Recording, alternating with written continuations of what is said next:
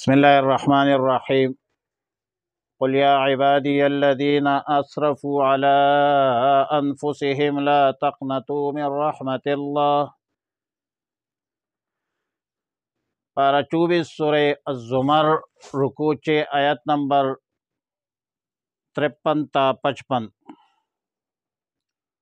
سیدنا سعید ابن جبیر رضی اللہ تعالی عنہ اور سیدنا عبداللہ ابن عباس رضی اللہ تعالی عنہما سے روایت ہے کہ کچھ لوگ ایسے تھے جنہوں نے ناحق قتل کیے تھے اور بہت کیے تھے، زنا کا ارتکاب کیا تھا اور بہت کیا تھا۔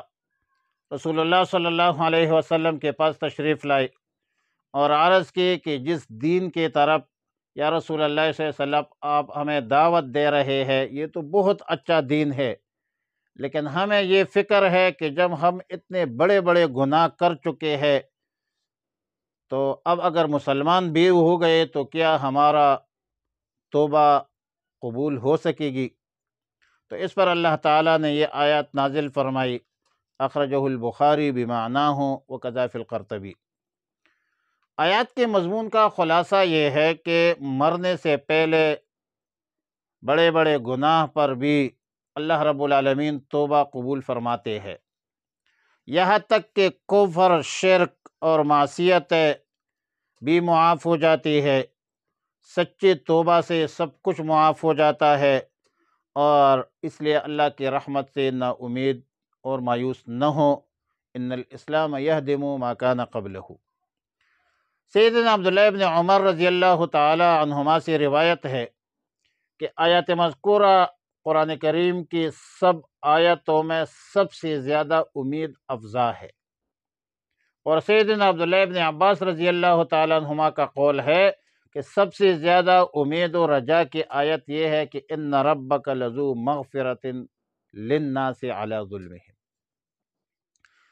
قل یا عبادی الذین اسرفوا علی انفسہم، ان گناہ گاروں کے سوالوں کے جواب میں اللہ نے حکم دیا رسول اللہ صلی اللہ علیہ وسلم کو کہ آپ کہہ دیجئے کہ اے میرے بندو، جنہوں نے کفر کیا ہے، شرک کیا ہے، اپنے اوپر زیادتیاں کی ہے، تو یہ لوگ اللہ کی رحمت سے نا امید نہ ہوں۔ دوزخ اگر وسیع ہے تو جنت وسیع تر، لا تقنطوا جواب ہے حل من مزید کا۔ لہٰذا ایمان لانے کے بعد یہ خیال دل و دماغ سے نکال دیجئے کہ گزشتہ کفر، شرک پر مواخذہ ہوگا۔ یقیناً اسلام کی برکت سے گزشتہ گناہ اللہ رب العالمین معاف فرماتے ہیں، سب گناہوں کو معاف فرماتے ہیں۔ اللہ بہت بخشنے والا ہے، رحمت والا ہے، اور ظاہر ہے کہ معافی کی شرط توبہ ہے، کفر سے، شرک سے، گناہوں سے، اور اسلام قبول کرنا ہے اذعان کے ساتھ، اعتقاد کے ساتھ، اعتماد کے ساتھ اور ایمان کے ساتھ۔ وَأَنِيبُوا إِلَىٰ رَبِّكُمْ، اپنے رب کی طرف رجوع کرو، فرمانبرداری کا مظاہرہ کرو۔ اسلام نہ لانے کی صورت میں تم پر جو عذاب واقع ہوگی، پھر اسی وقت کسی کی طرف سے تمہاری مدد نہیں کی جائے گی۔ یعنی جس طرح اسلام لانے کی صورت میں کفر، شرک اور گناہ معاف ہو جاتی ہے، اس طرح اسلام نہ لانے کی صورت میں اس کفر، شرک پر جو عذاب واقع ہوگا اس کا کوئی دفعیہ نہیں ہوگا۔ آیات نمبر 55 میں فرمایا وَاتَّبِعُوا أَحْسَنَ مَا أُنزِلَ إِلَيْكُم مِّن رَّبِّكُمْ، اپنے رب کے پاس سے آئے ہوئے تمام اچھے اچھے احکامات کی اتباع کرو، پیروی کرو، عمل درآمد کرو، اچانک عذاب آنے سے قبل۔ اور اچانک بغتتاً کا جو عذاب ہے اس سے مراد آخرت کا عذاب ہے ما بعد کے قرینہ پر، اور بغتتاً سے مراد نفخہ اولی ہے۔ من قبل ان یاتیکم العذاب بغتۃ وانتم لا تشعرون، بغتتاً سے مراد نفخہ اولی ہے جس میں سب ارواح مدہوش ہو جائیں گے، پھر نفخہ ثانیہ کے بعد ادراک عذاب اچانک ہونے لگے گا، یعنی عذاب واقع ہوگا۔ تو قبل وقوع کی حقیقت کا ادراک ہونے کے بعد اور بغتتاً عذاب نازل ہوگا جو ان کے گمان میں بھی نہیں ہوگا۔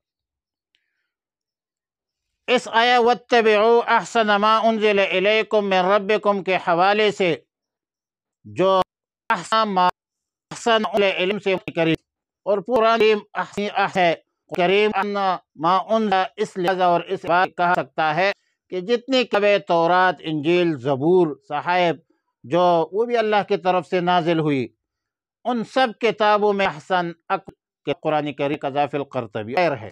قرآن رسول اللہ صلی اللہ علیہ وسلم ہے، ناسخ ہے، گزشتہ کتابوں ہے، اور ہر کی تحریر پاک ہے، صاف ہے۔ قرآن کریم کی حفاظت کا ذمہ اللہ تعالیٰ نے خود لیا ہے، اِنَّا نَحْنُ نَزَّلْنَا الذِّكْرَ وَإِنَّا لَهُ لَحَافِظُونَ۔ اور قرآن کریم پورے عالم انسانیت کے لیے قیامت کے صبح تک رشد و ہدایت کا بہت بڑا عظیم ذریعہ ہے۔